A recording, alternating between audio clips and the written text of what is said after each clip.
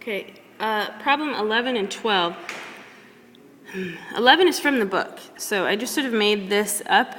I've given you two functions. If you want to write these down, you might want to pause your video. So you have f of x is 2x plus 1 and g of x is 3x minus 4. These are a couple of things you might see.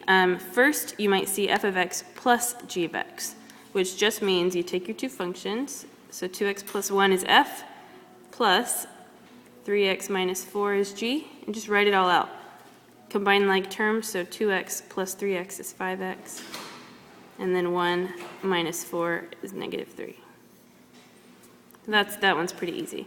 Same thing for the second one, also pretty easy. Instead, you're subtracting those, so your f function is 2x plus 1, but now you're subtracting 3x minus 4. The only way that changes things is because this minus goes to the 3 and the 4. So it changes both of those signs. Combine like terms, so 2x minus 3x, and then 1 plus 4, and you get negative x plus 5. Now this is the hardest one, I would say, because it's f of g of x, which is a composition of functions.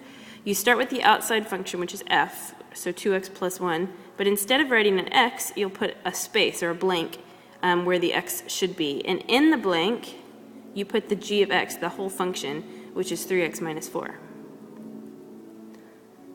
So that goes in the parentheses there, and then you just distribute and combine like terms.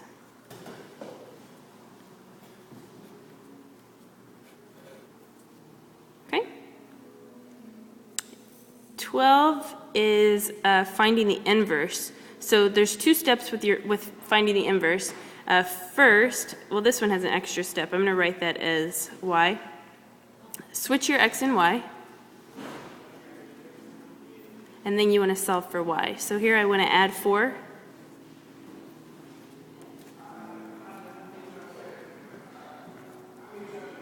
And then to get rid of the third power, you want to take the third root. So y equals the third root of x plus 4.